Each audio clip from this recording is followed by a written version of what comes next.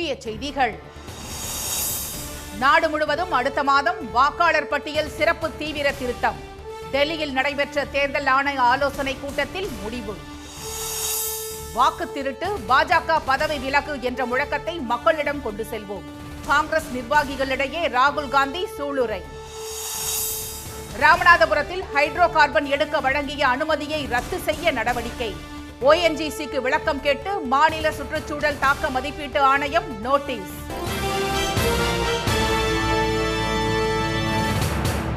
வணக்கம். பீகாரை தொடர்ந்து நாடு முழுவதும் அடுத்த மாதம் வாக்காளர் பட்டியல் சிறப்பு தீவிர திருத்தத்தை மேற்கொள்ள தேர்தல் ஆணையம் முடிவு செய்துள்ளதாக தகவல்கள் தெரிவிக்கின்றன. இந்தியாவில் பெரும்பாலான மாநிலங்களில் 2002 மற்றும் 2004 ஆண்டின் இடைப்பட்ட காலத்துக்குள் வாக்காளர் பட்டியல் திருத்தம் மேற்கொள்ளப்பட்டது. இந்நிலையில் பீகாரில் அக்டோபர் அல்லது நவம்பரில் சட்டப்பேரவை தேர்தல் நடைபெறவுள்ள நிலையில் தேர்தல் ஆணையம் வெளியிட்டுள்ள வரைவு வாக்காளர் பட்டியலில் 65 லட்சம் பேர் நீக்கப்பட்டது பெரும் அதிர்வலைகளை ஏற்படுத்தியது.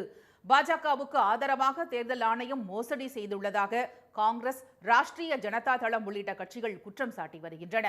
பீகாரில் வாக்காளர் உரிமை கோரல் மற்றும் ஆட்சேபனை விண்ணப்பங்களை தாக்கல் செய்ய கடந்த 1ஆம் தேதி வரை அவகாசம் வழங்கப்பட்ட சூழலில் வரும் 30ஆம் தேதி இறுதி வாக்காளர் பட்டியல் வெளியிடப்பட உள்ளது. இந்நிலையில் தலைமை தேர்தல் ஆணையர் திரு ஞானேஷ்குமார் தலைமையில் டெல்லியில் அனைத்து மாநில தலைமை தேர்தல் அதிகாரிகள் பங்கேற்ற ஆலோசனை கூட்டம் நேற்று நடைபெற்றது. இதில் நாடு முழுவதும் வாக்காளர் பட்டியல் சிறப்பு தீவிர திருத்த பணிகளை அடுத்த மாதத்தில் தொடங்குவது குறித்து ஆலோசிக்கப்பட்டதாக தகவல்கள் தெரிவிக்கின்றன. அதற்கான முழு ஏற்பாடுகளையும் தயாராக வைத்திருக்குமாறு மாநில தேர்தல் அதிகாரிகளுக்கு அறிவுறுத்தப்பட்டுள்ளதாக கூறப்படுகிறது. குறிப்பாக அடுத்த ஆண்டு சட்டப்பேரவை தேர்தல் நடைபெறவுள்ள தமிழ்நாடு, புதுச்சேரி, கேரளா, அஸ்ஸாம், மேற்கு வங்கம் ஆகிய 5 மாநிலங்களில் வாக்காளர் பட்டியல் சிறப்பு திருத்தம் மேற்கொள்ள தேர்தல் ஆணையம் தீவிரம் காட்டி வருகிறது. இறந்தவர்கள், இரட்டை பதிவு, நிரந்தரமாக இடம்பெயர்ந்தவர்கள், நாட்டின் குடிமக்கள் அல்லாதவர்கள் ஆகியோரை வாக்காளர் பட்டியலில் இருந்து நீக்கிவிட்டு புதிய பட்டியலை தயாரிப்பதே சிறப்பு தீவிர திருத்தத்தின் முக்கிய நோக்கம் என தேர்தல் ஆணையம் ஏற்கனவே தெரிவித்துள்ளது. இதனிடையே பிரதமர் திரு மோடி தலைமையில் நடைபெற்ற பொருளாதார விவகாரங்களுக்கான மத்திய அமைச்சரவை கூட்டத்தில் பீகாரில் புதிதாக 7600 கோடி ரூபாய் மதிப்பிலான ரயில்வே மற்றும் நெடுஞ்சாலை திட்டங்களை செயல்படுத்த மத்திய அரசு ஒப்புதல் அளித்திருப்பது புதிய சர்ச்சையை ஏற்படுத்தியுள்ளது. வாக்கு திருட்டு, பாஜக பதவி விலகு என்ற முழக்கத்தை நாடு முழுவதும் மக்களிடம் தீவிரமாக முன்னெடுத்து செல்வோம் என்று மக்களவை எதிர்க்கட்சி தலைவர் திரு ராகுல் காந்தி கூறியுள்ளார். 2024 நாடாளுமன்ற தேர்தலில் வாக்கு திருட்டு நடைபெற்றதாக திரு ராகுல் காந்தி சமீபத்தில் புள்ளி விவரங்களை வெளியிட்டார். ஆனால் அவரது குற்றச்சாட்டு அடிப்படை ஆதாரமற்றது என கூறி தேர்தல் ஆணையம் நிராகரித்தது. இதனிடையே பீகாரில் வாக்காளர் பட்டியல் முறைகேட்டை கண்டித்தும் நேர்மையான தேர்தலை வலியுறுத்தியும் வாக்காளர் உரிமை யாத்திரை என்ற பெயரில் வாக்கு திருட்டு குற்றச்சாட்டை முன்வைத்து சசாரா முதல் பாட்னா வரை திரு ராகுல் காந்தி யாத்திரை மேற்கொண்டார். அப்போது அவருக்கு பல்வேறு கிராமங்களில் ஆயிரக்கணக்கான பொதுமக்கள் திரண்டு வந்து உற்சாக வரவேற்பு அளித்தனர். வாக்கு திருட்டு தொடர்பாக பொதுமக்கள் இடையே பேசிய அவர் வாக்காளர்கள் விழிப்புடன் இருக்க வேண்டும் என்றும் அறிவுறுத்தினார். இதனிடையே உத்தரப்பிரதேசத்தில் உள்ள தனது சொந்த தொகுதியான ரேபரேலி மக்களவை தொகுதிக்கு 2 நாள் பயணமாக திரு ராகுல் காந்தி நேற்று சென்றார். அங்கு காங்கிரஸ் பூத் கமிட்டி நிர்வாகிகளுடன் ஆலோசனை மேற்கொண்ட அவர் பல்வேறு நிகழ்ச்சிகளிலும் பங்கேற்றார். ஹர்சன்பூரில் காங்கிரஸ் தொண்டர்களிடையே பேசிய அவர் மகாராஷ்டிரா மற்றும் கர்நாடகாவில் வாக்கு திருட்டு அரங்கேறிய விதம் குறித்து எடுத்துரைத்ததாக கூறப்படுகிறது. அதற்கான ஆதாரங்கள் தம்மிடம் இருப்பதாகவும் திரு ராகுல் காந்தி பேசியதாக தகவல்கள் தெரிவிக்கின்றன. மகாராஷ்டிராவில் மக்களவை தேர்தலில் காங்கிரஸ் கூட்டணி வெற்றி பெற்ற தொகுதிகளில் அடுத்த 4 மாதங்களில் நடைபெற்ற சட்டப்பேரவை தேர்தலில் தோல்வியை சந்தித்திருப்பது வாக்கு திருட்டை உறுதிப்படுத்துவதாக அவர் குறிப்பிட்டார். மகாராஷ்டிராவில் சுமார் 1 கோடி புதிய வாக்காளர்கள் சேர்க்கப்பட்டதாகவும் மோசடிகள் மூலம் அந்த வாக்குகள் அப்படியே பாஜகவுக்கு சென்றதாகவும் திரு ராகுல் காந்தி குற்றம் சாட்டினார். இதேபோல் கர்நாடகாவிலும் தேர்தல் முறைகேடுகள் நடைபெற்றதாகவும் தற்போது பீகாரிலும் அரங்கேற்றப்பட்டுள்ளது என்றும் திரு ராகுல் காந்தி குற்றம் சாட்டினார். உத்தரப்பிரதேசம், ஹரியானா, மத்திய பிரதேசம், குஜராத் என தேர்தல் மோசடிகள் பெரிய அளவில் நடைபெற்றுள்ளதாகவும் அவர் குறிப்பிட்டார். இதையடுத்து வாக்கு திருட்டு, பாஜக பதவி விலகு என்ற முழக்கம் நாடு முழுவதும் நிரூபிக்கப்பட்டு வருகிறது என்றும் அதனை காங்கிரஸ் இன்னும் வியத்தகு வழிகளில் மக்களிடம் கொண்டு செல்லும் என்றும் திரு ராகுல் காந்தி திட்டவட்டமாக கூறினார். ராமநாதபுரம் மாவட்டத்தில் ஹைட்ரோ கார்பன் கிணறுகளுக்கு அளிக்கப்பட்ட அனுமதியை ஏன் ரத்து செய்யக்கூடாது என விளக்கம் அளிக்க கோரி ONGC நிறுவனத்துக்கு மாநில சுற்றுச்சூழல் தாக்க மதிப்பீட்டு ஆணையம் நோட்டீஸ் அனுப்பியுள்ளது. மத்திய அரசின் புதிய எண்ணெய் எடுப்பு கொள்கை அடிப்படையில் ராமநாதபுரம் மற்றும் சிவகங்கை மாவட்ட பகுதிகளை உள்ளடக்கி 1403 சதுர கிலோமீட்டர் பரப்பளவில் ஹைட்ரோ கார்பன் எடுக்க ONGC நிறுவனம் அனுமதி பெற்றது. அதைத் தொடர்ந்து கிணறுகளை தோண்ட அனுமதி கோரி சுற்றுச்சூழல் தாக்க மதிப்பீட்டு ஆணையத்திடம் ONGC கடந்த 2023 அக்டோபர் மாதம் விண்ணப்பித்தது. மனுவை ஆய்வு செய்த அந்த ஆணையம் 20 இடங்களில் ஹைட்ரோ கார்பன் சோதனை கிணறு அமைக்க அனுமதி வழங்கியது. இதற்கு அப்பகுதி விவசாயிகள் எதிர்ப்பு தெரிவித்த நிலையில் இது தொடர்பாக விளக்கம் அளித்த நிதியமைச்சர் திரு தங்கம் தென்னரசு ONGC நிறுவனத்துக்கு வழங்கப்பட்ட அனுமதியை உடனே திரும்ப பெறுமாறு மாநில சுற்றுச்சூழல் தாக்க மதிப்பீட்டு ஆணையத்துக்கு தமிழ்நாடு அரசு அறிவுறுத்தியுள்ளதாக தெரிவித்தார். அதன் அடிப்படையில் ஏற்கனவே வழங்கிய அனுமதியை ஏன் ரத்து செய்யக்கூடாது என்று விளக்கமளிக்க கோரி ONGC நிறுவனத்துக்கு மாநில சுற்றுச்சூழல் தாக்க மதிப்பீட்டு ஆணையம் நோட்டீஸ் அனுப்பியுள்ளது. ஹோசூரில் இன்று நடைபெறவுள்ள முதலீட்டாளர்கள் மாநாட்டில் முதலமைச்சர் திரு மு.க. ஸ்டாலின் முன்னிலையில் 24,307 கோடி ரூபாய் முதலீட்டிற்கான புரிந்துணர்வு ஒப்பந்தங்கள் கையெழுத்தாகிறது. தமிழ்நாட்டை 2030ஆம் ஆண்டுக்குள் $1 டிரில்லியன் பொருளாதார மாநிலமாக உயர்த்த திரு ஸ்டாலின் இலக்கு நிர்ணயித்துள்ளார். இதனை எட்டும் வகையில் பல்வேறு நாடுகளுக்கு சுற்றுப்பயணம் மேற்கொண்டு முதலீடுகளை அவர் ஈர்த்து வருகிறார். இதன் தொடர்ச்சியாக முக்கிய தொழில் நகரங்களில் முதலீட்டாளர்கள் மாநாட்டை நடத்தவும் அரசு திட்டமிட்டது. அதன்படி கடந்த மாதம் தூத்துக்குடியில் முதலமைச்சர் முன்னிலையில் நடந்த முதலீட்டாளர்கள் மாநாட்டில் 32,554 கோடி ரூபாய் முதலீடுகளை ஈர்க்கும் வகையில் 41 புரிந்துணர்வு ஒப்பந்தங்கள் கையெழுத்தாகின. இதன் மூலம் 49,845 பேர்களுக்கு புதிய வேலைவாய்ப்பு உருவாகும் எனவும் தெரிவிக்கப்பட்டது. அதன் தொடர்ச்சியாக கிருஷ்ணகிரி மாவட்டம் ஹோசூரில் இன்று முதலமைச்சர் திரு ஸ்டாலின் முன்னிலையில் தமிழ்நாடு முதலீட்டாளர்கள் மாநாடு நடைபெறவுள்ளது. இதில் 24,307 கோடி ரூபாய் முதலீட்டை கவரும் வகையில் 92 புரிந்துணர்வு ஒப்பந்தங்கள் மேற்கொள்ளப்படுகிறது. இதன் மூலம் சுமார் 49,000 பேருக்கு புதிதாக வேலைவாய்ப்பு கிடைக்கும் என்றும் தெரிவிக்கப்பட்டுள்ளது. தொடர்ந்து ஹோசூர் எல்காட் தொழில்நுட்ப பூங்காவில் அமைய இருக்கும் அசன்ட் சர்க்கியூட் நிறுவனத்திற்கு திரு ஸ்டாலின் அடிக்கல் நாட்டுகிறார். இந்த திட்டம் மூலம் 1,200 வேலைவாய்ப்புகள் உருவாக உள்ளது. பின்னர் மாலையில் குருபரப்பள்ளியில் டெல்டா எலக்ட்ரானிக்ஸ் நிறுவனத்தின் 450 கோடி ரூபாய் மதிப்பிலான 2 விரிவாக்க திட்டங்களுக்கு அடிக்கல் நாட்டி ஒரு புதிய மேம்படுத்தப்பட்ட உற்பத்தி வரிசையையும் அவர் தொடங்கி வைக்கிறார். இதன் மூலம் 400 பேருக்கு புதிதாக வேலைவாய்ப்பு கிடைக்கும். பிரதமர் திரு மோடி தலைமையிலான பாஜக ஆட்சியில் இந்தியாவின் வெளிநாட்டு கடன் ஒரே ஆண்டில் 10% மேல் அதிகரித்துள்ளது பொருளாதார நிபுணர்களிடையே அதிர்வலைகளை ஏற்படுத்தியுள்ளது. இந்தியாவின் அந்நிய கடன் உயர்வு குறித்து அறிக்கை வெளியிட்டுள்ள மத்திய அரசு 2024 மார்ச் 31 இருந்ததை விட நாட்டின் அந்நிய கடன் ஓராண்டில் 10.1% அளவுக்கு அதிகரித்துள்ளதாக தெரிவித்துள்ளது. அதாவது கடந்த 2024ஆம் ஆண்டு மார்ச் மாதம் 58.92 லட்சம் கோடி ரூபாயாக இருந்த இந்தியாவின் வெளிநாட்டு கடன் 2025இல் 64.87 லட்சம் கோடி ரூபாயாக அதிகரித்திருப்பது மத்திய அரசின் அறிக்கை மூலம் அம்பலமாகியுள்ளது. அதில் அரசு வாங்கியுள்ள கடனை விட நிறுவனங்களே அதிக கடன் வாங்கியுள்ளது தெரியவந்துள்ளது. 2024ஆம் ஆண்டு மார்ச் மாதம் 40.82 லட்சம் கோடி ரூபாயாக இருந்த நிறுவனங்களின் கடன் அளவு 2025ஆம் ஆண்டில் 5 லட்சம் கோடியாக உயர்ந்துள்ளது. நிதித்துறை சாராத தனியார் நிறுவனங்களின் வெளிநாட்டு கடன் மட்டுமே 23,05,709 கோடி ரூபாய் என அரசின் தரவுகள் தெரிவிக்கின்றன. இந்திய அரசின் வெளிநாட்டு கடன் 2024-25 ஒரே ஆண்டில் 13.3% அதிகரித்துள்ளதாக மத்திய அரசு கூறியுள்ளது.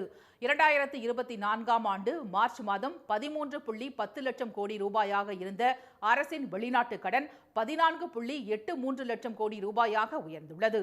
உள்நாட்டு தொழில்துறையை மேம்படுத்த மத்திய அரசு அறிவித்த மேக் இன் இந்தியா திட்டத்தின் மீது உரிய கவனம் செலுத்தப்படாததால் அது எதிர்பார்த்த அளவு வெற்றி பெறாத சூழலில் நாட்டின் கடன் சுமை கடுமையாக உயர்ந்திருப்பது பொருளாதார நிபுணர்களை அதிர்ச்சியில் ஆழ்த்தியுள்ளது. தமிழ்நாட்டில் மழை நீடித்து வரும் நிலையில் இன்று 4 மாவட்டங்களில் கனமழைக்கான மஞ்சள் எச்சரிக்கை விடுக்கப்பட்டுள்ளது. மாநிலத்தில் கடந்த ஒரு வாரமாகவே பரவலாக மழை பெய்து வருகிறது. சென்னையில் நேற்று வெயிலின் தாக்கம் சற்று அதிகரித்த நிலையில் மாலையில் சென்ட்ரல், பாரிமுனை, மெரினா, கிண்டி, எழும்பூர், சேப்பாக்கம், அண்ணா சாலை, தேனாம்பேட்டை, பட்டணப்பாக்கம் உள்ளிட்ட பல்வேறு இடங்களில் பரவலாக மழை கொட்டியது.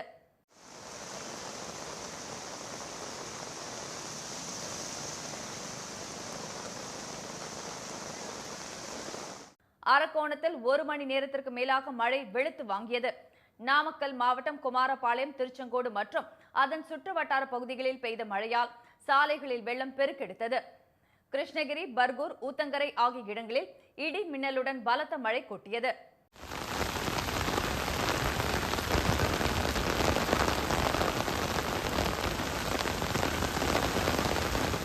கடலூர் மாவட்டம் விருத்தாச்சலம் மற்றும் பெரம்பலூர் மாவட்டத்தின் பல்வேறு பகுதிகளிலும் பெய்த கனமழையால் தாழ்வான இடங்களில் தண்ணீர் தேங்கியது.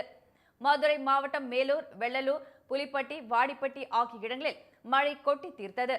தேனி மாவட்டத்தின் ஆண்டிப்பட்டி, ராமநாதபுரம் மாவட்டம் பரமக்குடி, கமுதி உள்ளிட்ட இடங்களிலும் கனமழை பெய்தது.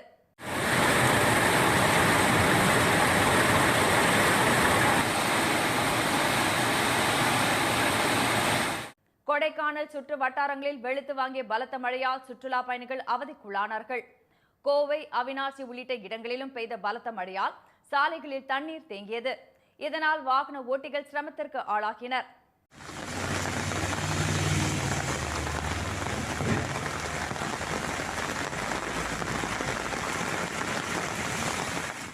இதனிடையே தென்னிந்திய பகுதிகளின் மேல் நிலவும் வளிமண்டல கீழடுக்கு சுழற்சி காரணமாக செங்கல்பட்டு, விழுப்புரம், கள்ளக்குறிச்சி, கடலூர் ஆகிய மாவட்டங்களில் இன்று கனமழை பெய்யக்கூடும் என்று வானிலை மையம் எச்சரித்துள்ளது.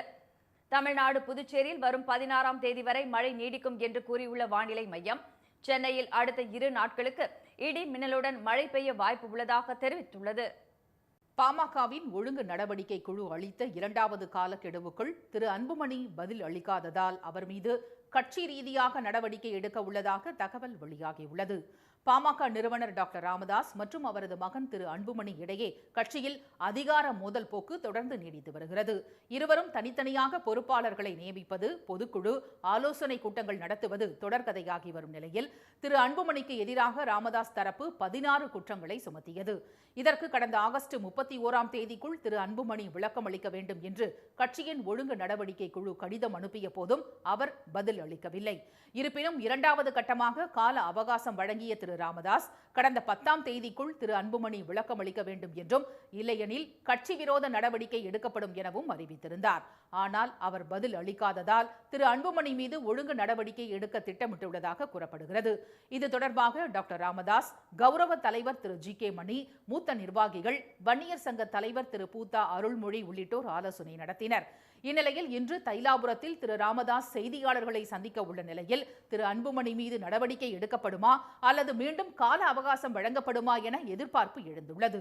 நெல்லை தாமிரபரணி ஆற்றில் நீண்ட காலமாக வீடுகள் மற்றும் ஹோட்டல்கள், வணிக வளாகங்களில் இருந்து கழிவுநீர் கலப்பதால் அது கூவம் ஆறாக மாறும் அபாயம் ஏற்பட்டுள்ளது.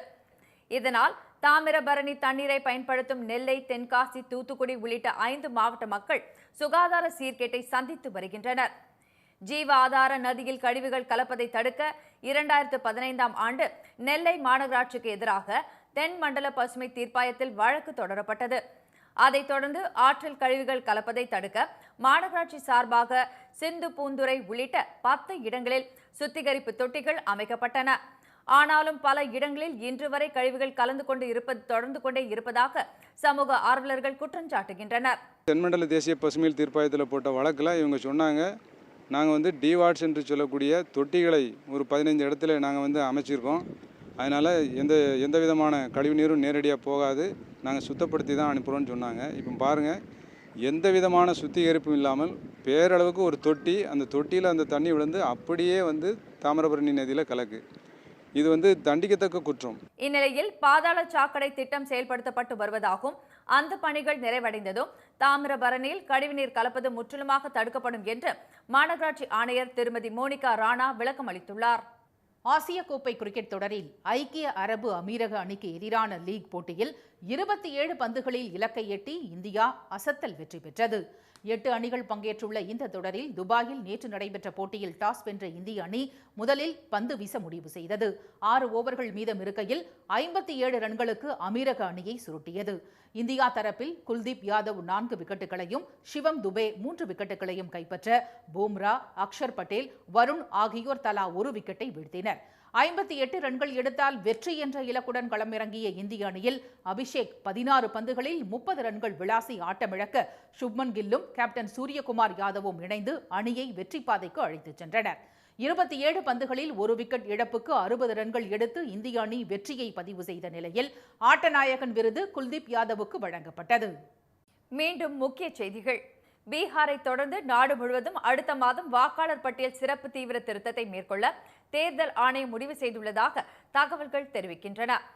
வாக்கு திருட்டு பாஜக பதவி விலகு என்ற முழக்கத்தை நாடு முழுவதும் மக்களிடம் தீவிரமாக முன்னெடுத்துச் செல்வோம் என்று ராகுல் காந்தி கூறியுள்ளார். இத்துடன் இந்த செய்திகள் நிறைவடைந்தன. மீண்டும் சன் டிவியில் செய்திகள் மாலை 6 மணிக்கு. செய்திகளை உடனுக்குடன் தெரிந்து கொள்ள QR கோடை ஸ்கேன் செய்து சன் நியூஸ் வாட்ஸ்அப் சேனலில் இணைந்திருங்கள். வணக்கம். வணக்கம்.